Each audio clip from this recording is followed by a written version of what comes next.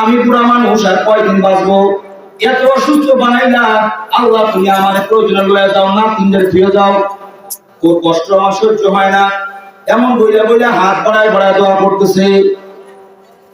তো তেসার মধ্যে আসছে গল্পের মধ্যে ওই বুড়ির একটা কালো গরু ছিল, কালো গরু ক্ষুধা যন্ত্রণায় ঘরের মধ্যে ঢুকছে, নাকের মধ্যে খইলে গ্রাম পাইতেছে। খই আপনারা কি করেন?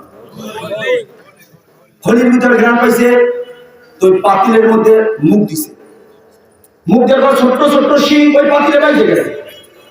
এক হুদর পাতিল ছোড়ে না, ও তো আর দুনিয়া দেখে না, পাগল হয়ে গেছে।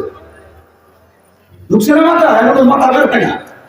তো ওর কার রঙ কালো, পাতিলের তলা অত কালো। এখন তো এমন এমন করে দৌড় দিয়ে ঘরের মধ্যে ঢুকছে। তো ওই এমন দোয়া করে আর কি যেন কালা কালা দৌড়ে গেছে। বুড়ি কয়েক দোয়া কবুল হয়ে গেছে। আজ